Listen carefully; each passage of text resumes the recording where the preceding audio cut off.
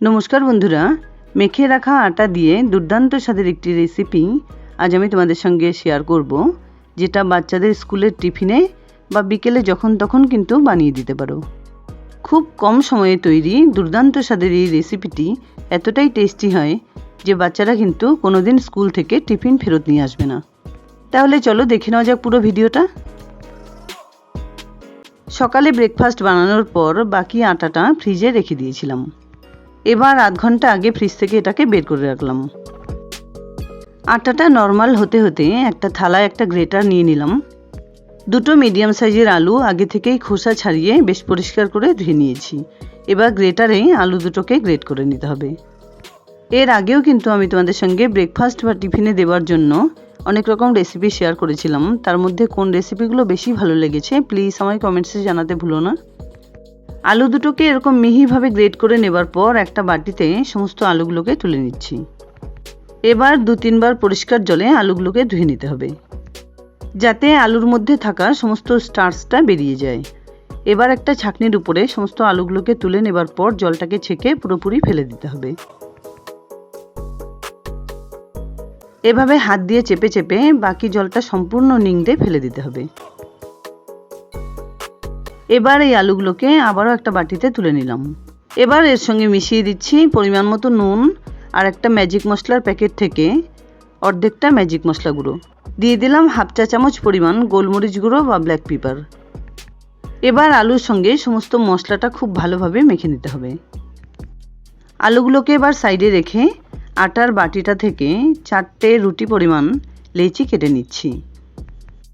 এখানে আমি 4টে রোল বানিয়ে দেখাচ্ছি, তোমরা তোমাদের প্রয়োজন বা পরিমাণ বুঝে ইনগ্রিডিয়েন্টসগুলো নিয়ে নেবে। বাকি আটাটা ফ্রিজে তুলে রাখছি। এবার এর থেকে একটা লেচি এভাবে তুলে নিয়ে গোল করে অল্প পরিমাণ আটা মিশিয়ে রুটির আকারে বানিয়ে নিচ্ছি। এর আগের অনেক ভিডিওতেই আমার অনেক রকম বন্ধুরা কমেন্টস করেছে যে ময়দা হেলদি নয়।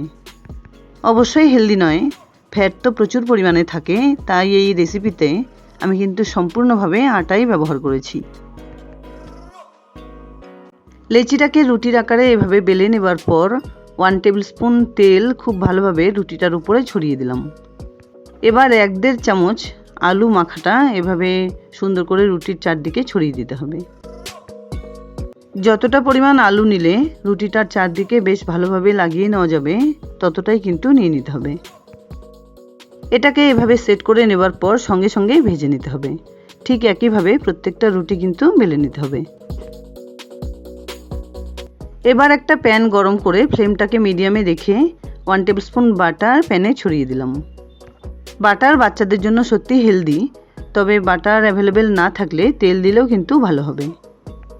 বাটারটাকে চারদিকে এভাবে ছড়িয়ে নেবার পর রুটিটাকে উল্টো করে এভাবে প্যানে দিয়ে দিচ্ছি।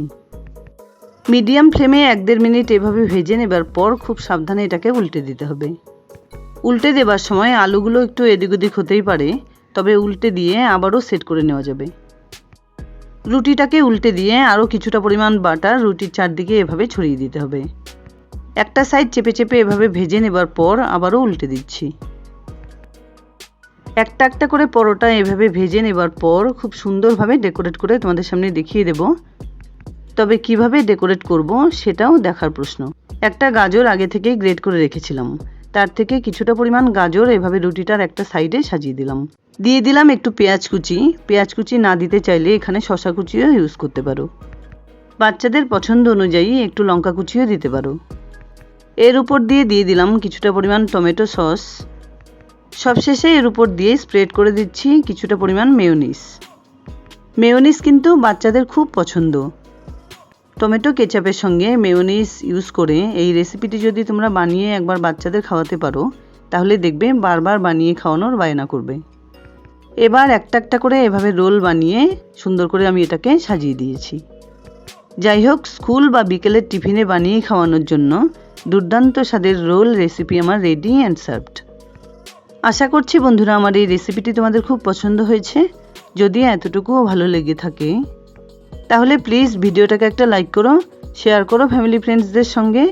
আর আমার চ্যানেলে নতুন বন্ধু হয়ে থাকলে প্লিজ চ্যানেলটাকে সাবস্ক্রাইব করে পাশে থাকা বেল আইকনটা অলে করে দিও, যাতে আমার আপলোড করা সমস্ত ভিডিওর নোটিফিকেশান সবার আগে তোমাদের কাছে পৌঁছে যায়। দেখা হচ্ছে নতুন কোনো রেসিপি নিয়ে। ভালো থেকো, ধন্যবাদ।